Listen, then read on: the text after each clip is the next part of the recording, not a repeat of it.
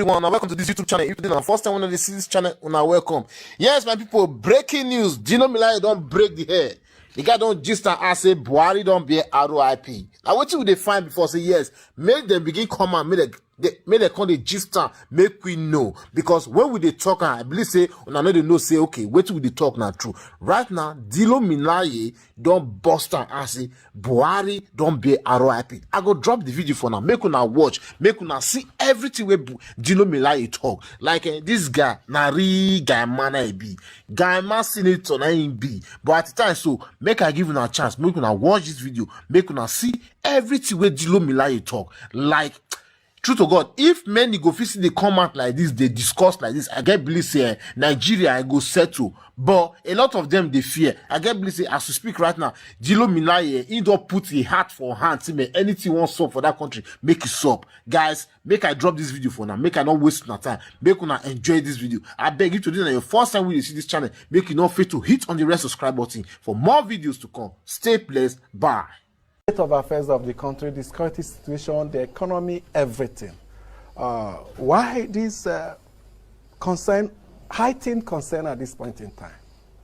Yeah, one will say that not only my party, Nigerians have been shouting. We are in a very precarious situation in this country. We are actually in a perilous time. We've never seen what we're seeing in this country before now.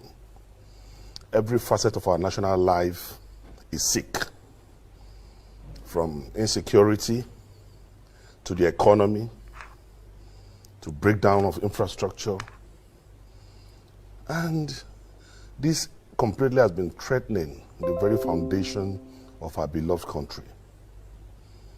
If you look at what is happening in this country today, at the end of the day, you will just know that it's failure of leadership. And at times, you look at it, failure of leadership at all levels, because once the head is rotting, the entire body is destroyed. The country is not only sick, but equally suffers from what I call a dreadful congenital abnormality. What does that mean? It means the country is suffering from a problem that is irrevocably not only contagious, but there's a possibility that there will be no redemption. Is this real or imagined? It's very, very real. As I speak with you, a few days ago, we had 400 northerners were arrested in Abia at about 3 a.m. in the morning, moving in 35 buses. The implication of that is that information gathering in this country is dead. Because how will they move all the way from up north only to be arrested or accosted in the southern part of the country? Is it in Abia or in Ondo State? Abia.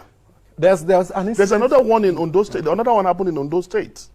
So what we are saying is that we are in a very, very precarious situation, and all this boiled down to failure of leadership. And the body language of Mr. President, the body language of this government also is not encouraging. Because this particular government have the strength, but they do not have the will. They do not have the spiritual will, they do not have the moral will, they do not have the political will to be decisive and take action. For example, why Nigerians are disenchanted, why this problem may not see the light of the day, is because since March last year, till this minute, our government is being run on Zoom. Federal Executive Council, back to back, over 1 year, is on Zoom. Is it not in the light of the present realities, the new normal? It is not normal. Why are we holding the Federal Executive Council on Zoom? 3 weeks ago, or 4 weeks ago, 797 billion was approved on Zoom. 1 hour 30 Zoom meetings. You are not defending memos. There's no critical analysis of projects, policy formulation and implementation done on Zoom. America, that is the worst hit by COVID, don't hold Zoom executive meetings. And if less than 60 people Because the Federal Executive Council, they are less than 60, or about 60. So if 60 less people, than 60 actually. Less than 60. So if less than 60 people are complaining of COVID, when 109 senators are sitting, when 360 members of the House of Representatives are sitting, then you know that it is not a problem of COVID. It is a problem of incompetence. It is a problem of incapacitation. It is a problem of gross. The area surface of the council chamber of the presidential villa is far less than the National Assembly. And perhaps the government should not be seen to be violating the safety protocols, non-pharmaceutical measures. No. Nigeria is Nigeria. And I want to tell you, there's a banquet hall, even with observation of COVID protocol, can take 1,000 people. That's the banquet hall in the villa. It's there. And even the chambers, the council chamber of the villa, can take 60, even with the protocol of COVID. But that's what I'm saying is that the signal to Nigerians is that there is a problem somewhere. And we have a problem because the president is the president of the Federal Republic of Nigeria.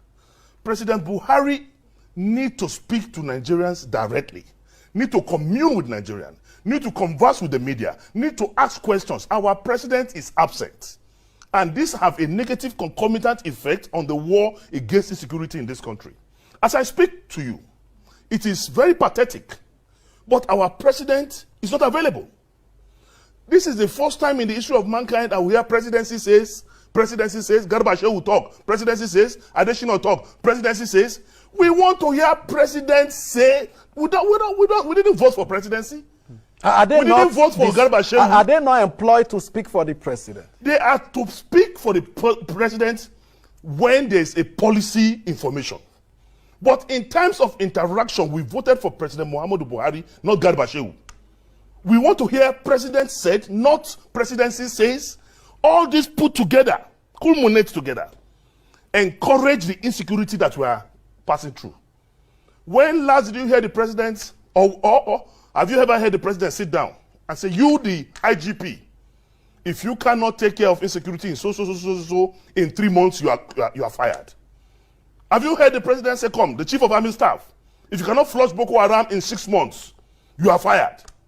The country is sick, killing is pervasive. Look at the innocent children Just in Kaduna. a moment ago, I announced the suspension of the managing director of Nigerian Ports Authority. That's an action from the president. That is politics. It has nothing to do with insecurity that is bedeviling us. We want to see his actions in the areas that matters. When they play their internal politics, that's their problem between the Minister of Transport, herself, and that's their own internal problem. But what I'm saying in essence is that we cannot continue to keep quiet. Unfortunately, Nigerians are yet to realize that in an unjust society, silence is a crime. This problem is pervasive because the people who ought to speak are not speaking. I'm totally disappointed in so many people we call men of God in this country. From my understanding of the word of God, in the Old Testament, prophets are change agents. God sent them to kings to tell the kings, repent or so. That was what happened to Jonah on his way to Nineveh. That was why Moses was told to go and tell Pharaoh, let my people go. That was what Joshua did. And the same thing in the Quran. But these days, people are not coming out to speak the truth. They are afraid of Buhari. Buhari is a human being. He's not an angel. He's not a prophet. He's Buhari of Daura. I have conquered fear. I'm not afraid of anyone, because if you look at it, the tree of freedom, the tree of liberty, will only be watered by the blood of martyrs. I have conquered fear. I'm not afraid of death. I'm not afraid of arrest. They can even stay by your gate and arrest me after this program. I'm used to it. But we cannot keep quiet in the face of obvious obscurity. Now, will you say this country is going to the brink? Every facet of our national life, the economy, insecurity, everything, Buhari's cause F9 parallel. Now, will you categorize Bishop Cook and Father Mbaka in this, and so many, Cardinal Naeko, many of them speaking of, will you categorize them into That's why I use the word some. Okay, some. Almost. Even the Islamic clergy, it is their responsibility to speak. Where are the CSOs? Where are the CSOs? Where are the civil society organizations? Where are the activists? Where is NBA? Perhaps they didn't interpret the reality, the situation, the same way you have. Perhaps they could believe that things We are are normal. all Nigerians. The people being killed are our brothers, our sisters, our nephews. Now you heard what is happening in Abuja here. How can individuals be the ones citing either Boko Haram or bandits in Kuje and other outskirts of the town when we have security agencies? Is that not a misnomer? Does it not show that something is wrong? And all this I am still telling you boils down to leadership failure. The president of the Federal Republic of Nigeria is grossly incompetent, is not capable, and all I expect is that since this man has shown more than enough evidence that he has no capacity to run this country, President Buhari should, in the interest of children that are yet unborn, in the interest of Nigerians that are dying, please excuse us. It's not something very heavy. It's not something terrible. Do I have just to... hi, Muhammad Buhari, hereby resign. But simple. Okay, simple resignation is an option which he will not likely take. Then the second option is impeachment. Just 2 days ago, the APC caucus in the National Assembly responded to the issues raised by your party's caucus, saying they stand with this president. Nothing will happen to this president, and this president will not be impeached. Of course, you know they have the numbers. It is expected they will speak like that, because the both chambers of National Assembly, the leadership of the both chambers of National Assembly is a creation of the villa. So as you speak now, National Assembly is a department, is an appendage of the villa. Not a separate, independent. You just heard that. You just heard what they said, that they will not impeach him. They will not. He's not going anywhere, despite the array, the magnitude of insecurity in the country today, despite the gross display of incompetence by this government. When last did you see your president supervising projects, commissioning projects, or visiting here and there? When last did he leave the villa? Yeah, I've seen him commission virtually a lot of projects. Yeah, but we are not virtual human beings. We are physical human beings. This program is not virtual. I'm talking to you. So we are not spiritual. We are not celestial. We are physical human beings. And Boko Haram are physical people. It's not a spiritual battle. Unfortunately, morally, medically, spiritually, politically, the presidents have failed. And there is no other door to drop all this, because he swore, had the Quran on his left hand, had the Constitution of the Federal Republic on his right hand, and he promised to defend the Constitution of the Federal Republic of Nigeria. And chapter 2 of that Constitution is the most potent part of that Constitution that says that the security and the welfare of the people shall be the primary occupation of government. You raised some issues about our foreign debt, that our national debt, I moved from about 10 trillion when PDP was in power to almost 33 trillion. And your party is concerned that if we don't put an end, in fact, part of your demand is that we should stop forthwith further borrowings. APC is what Yoruba people call Omoni Nokuno. Omoni Nokuno is a prodigal child. With the level of debt they are accumulating, we are in a catastrophic situation in this country. And they have not stopped borrowing. But the worst is that if you are borrowing for development, if you are borrowing for infrastructural growth, we can understand. But they are borrowing for consumption. They are borrowing for recurrent. Only an irresponsible father will take a loan to buy champagne. And that is what we are doing in this country. We are in a very champagne? Very dangerous. I've not seen any of that. I'm speaking is a figure of speech. Okay, I'm saying that we are borrowing for consumption. Okay. Show me all these borrowings all over the years. What tangible thing have come out of it? And the ones we are doing with China, a project that will cost 10 million naira. You go and say China is bringing, China will look at it, assess it, and say it's 100 million. That's what's happening. Nigeria will sign, say you Nigeria bring 10 million as counterpart your funding. And that 10 million Nigeria is bringing is what is enough to do the job. Now, then you will now owe them. This is a huge allegation. It's not a huge allegation, and I can buttress it. I can prove it. Because the same China is operating in some other African countries. Different. Carrying out carrying out different projects, including rail transport business. And we can do a comparative analysis of what those countries are paying and what Nigeria is paying. But they're different environments. It doesn't matter. It doesn't matter. Rail is rail. Those people even have a more complicated texture of soil than even Nigeria. So the whole thing is fraud. Instead of having democracy in this country as government of the people, by the people, and for the people, in this APC government, what we have is greediocracy. Government of the greedy, by the greedy, and for the greedy. For example, look at my state. Kidnapping every day.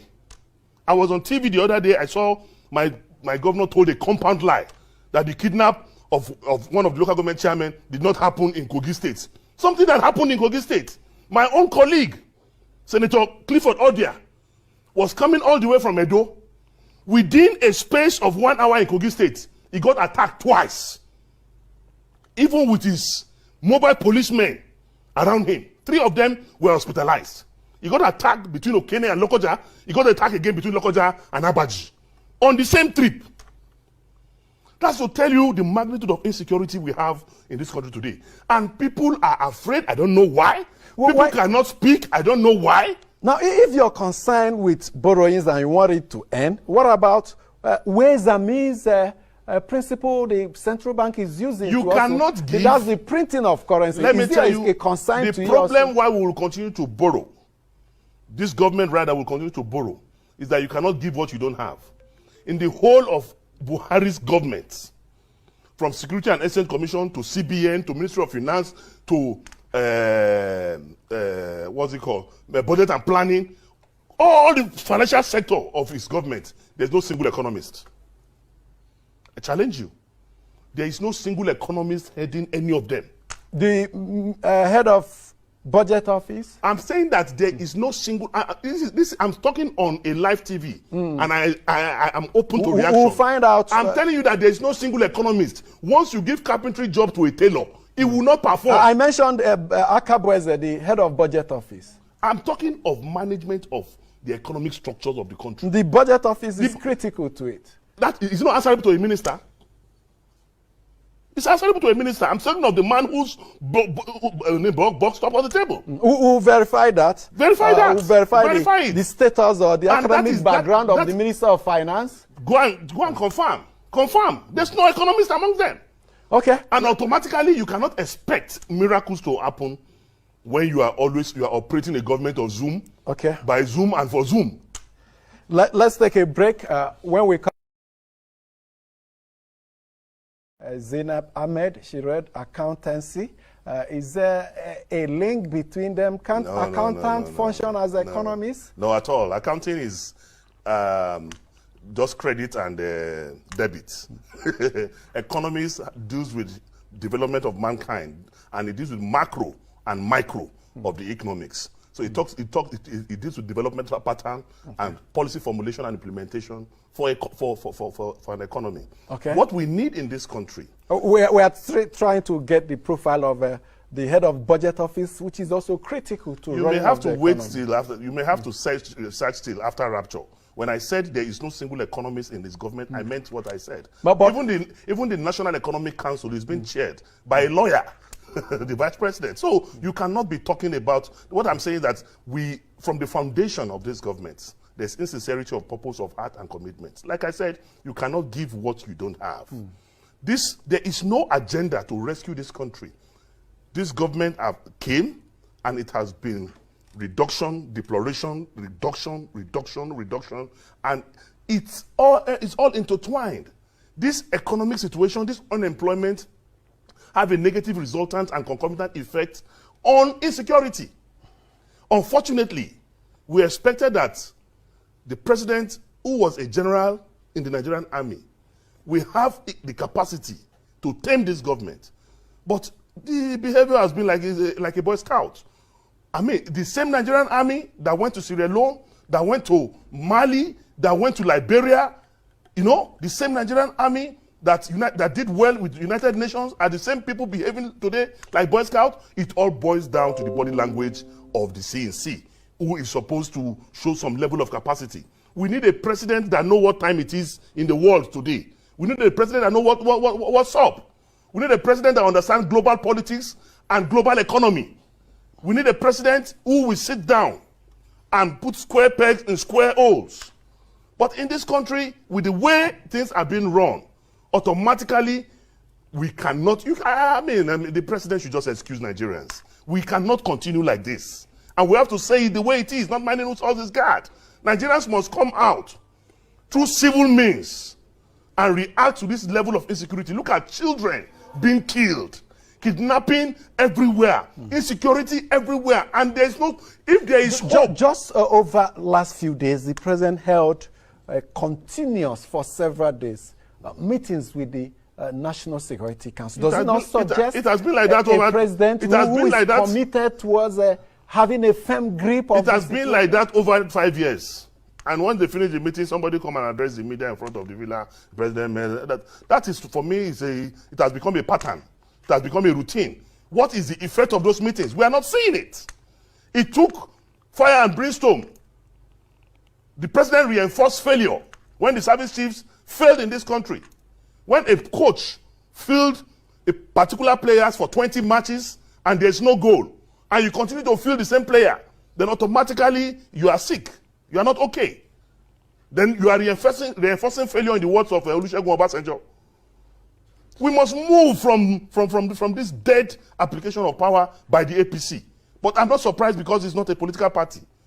It's not a political party. You were part of behaving. You were with them for a long time. Yeah, not for a long time. Once I was blind, now I can see. All things have passed away. I cannot continue to be in an NGO because as I speak to you, APC have no elected national executive officers. So they are not a political party. APC cannot hold convention. They postponed their convention twice. They've extended the life of the caretaker committee. Caretaker committee is alien to the Constitution of the Federal Republic of Nigeria and even the Constitution of APC itself. But the PDP also had a caretaker committee at some point. In 6 years, APC, they do not have a board of trustees. They've not held one board of trustee meeting in 6 years. And these are the ingredients. I thought they reconstituted and named it Board of Elders and they were trying to constitute. But for the PDP also held for years interim caretaker committee. Every party have a crisis period. But you must be able to manage it and come out of it. Their own have lingered for how long? And you are making a sitting governor who is supposed to be in Yobe doing his elected responsibility there to be a caretaker chairman. I mean, who does that? All their caucus meetings hold in the villa. Is the villa an extension of the party secretariat? Okay, now let's look at what your party is saying, demanding that the president should do. He should upscale the number of security operatives, that is, recruit them, seek foreign help, ensure the creation of state police, involve states in National Security Council meeting. The Minister of Information, Lai Mohammed, responded to some of this and he said, the party is already on this, the government is already on this path, and the PDP is aware, and yet is claiming to be providing the pathway for a government that has compass leading it to its destination accurately. My brother, just leave Uncle Lai, leave Uncle Lai alone. He's just doing what he's supposed to do. You know, it's my uncle. So I would not want to, but just leave. They have no capacity. But on the issues, the APC have no capacity to even do the things that PDP is asking for. We will speak as PDP to say do A, B, and C. But they lack total capacity to do what. Who will implement all this? Is it the same Minister of Defense who is already crying foul that there's blood all over the streets of Nigeria? Who? You cannot give what you don't have. These ministers in power, presently in the Bihari administration, who have no voice, they are the ones who will do what? The solution to this problem is simple. Either the National Assembly become born again and impeach the president, or the president agree that he is medically, physically, and politically incapacitated, and then hand in the towel. Then we can now begin to rejig this country.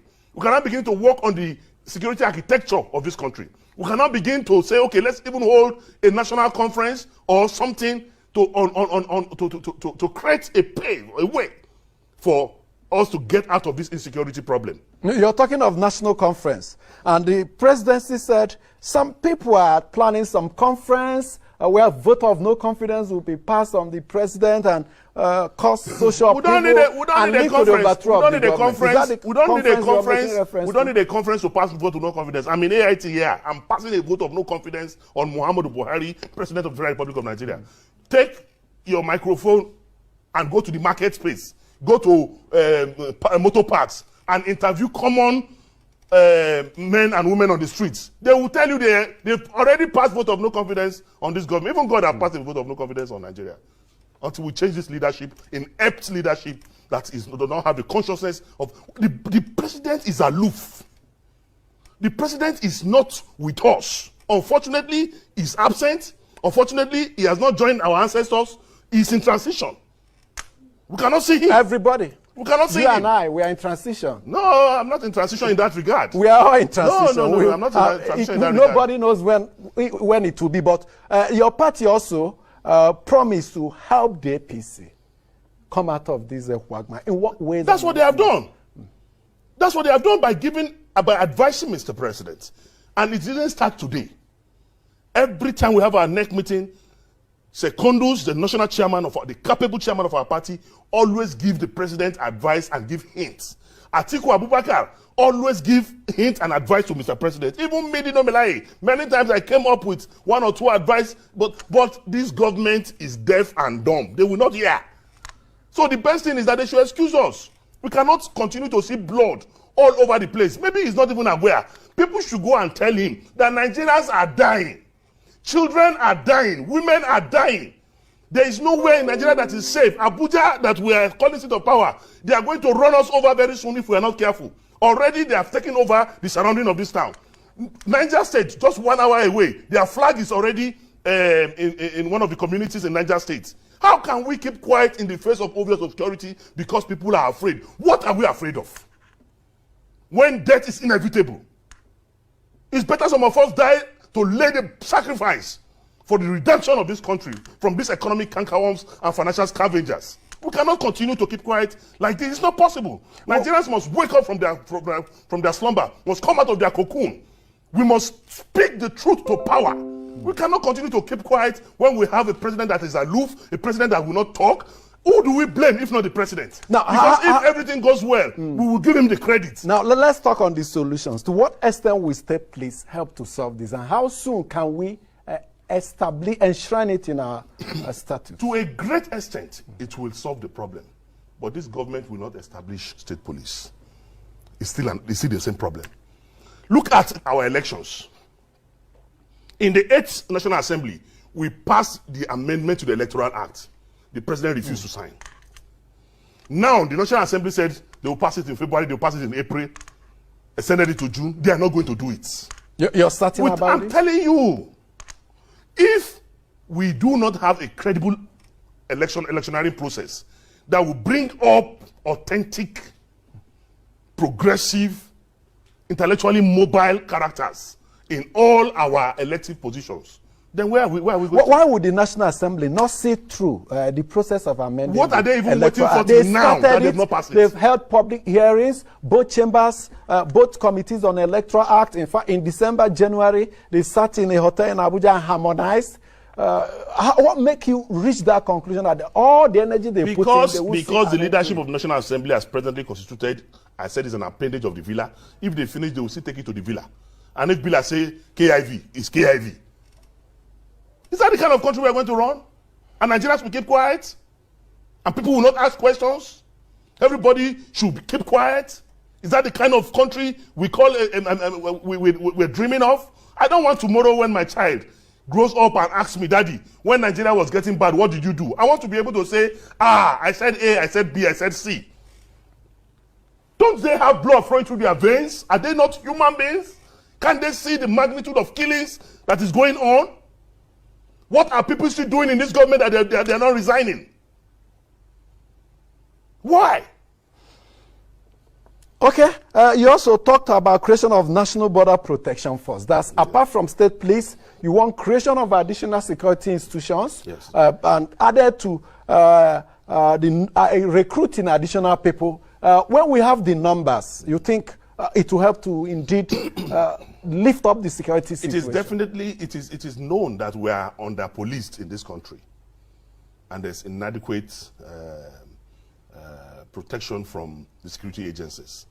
So an additional provision of such security outfits will help us. The area that I thought the president was coming to fight was corruption. But corruption has been redefined in this government. This government have looted like no other government have looted in the history of this country. That's another allegation. It's not an allegation. It's not an allegation. We only qualify that after a competent court had declared so. Which court in Nigeria? Which court in Nigeria? We still have to rely on the courts. We have no choice. But with the story of what happened to Ononge and the whole thing that's happening, you know what I'm talking about. We are a sick nation. The only thing that can rescue this country is for Nigerians to stand up in a peaceful and civil manner and react to this satanic administration that is supervising the killings of innocent Nigerians. Now, it's very hard. Strong words they are bringing in satanic and they're not very friendly for broadcast. The situation is not friendly for Nigerians. People are dying. But abnormal situation demand abnormal instruments. Yes, but we have to be careful so that we don't. I understand you don't want to pay NBC fine because once you speak the truth now, NBC will fine you. No, it's not issue of 5 million, NBC. 10 million. No, I understand what you're saying. It's issue of I understand what you're moderating saying. But the truth of the matter is that the truth must be spoken irrespective of whose house is guard. We are not afraid of them. Now, Electoral Act not yet in place. What do you expect your people in the National Assembly, your legislators in the National Assembly to do in order to give added push to the process, almost at the end, just a little. The only thing we can do is to speak to the caucus, the PDP caucus in the Senate, to continue to fight and antagonize all the negative manifestations of the APC. But you saw the caucus of APC saying no matter what, they are behind the president, even when it is so obvious that the man has failed, that the government is completely down, that these killings, they have no capacity to stop it. So the National Assembly, honestly, I think constituents should start asking each of their members, either in the House of Reps or in the Senate, questions. Because things cannot be this bad. And some people are still saying, say Baba. Which Baba? With the way Nigeria is going now, some people will still be saying that they will not impeach, they will not question, they will not, then they are our problem. How is your party preparing for that 2023 elections? We don't even need to prepare anything. It is not obvious. When in 2014, 2015, a bag of rice was 7,500, today it's 25,000. I used to fly economy to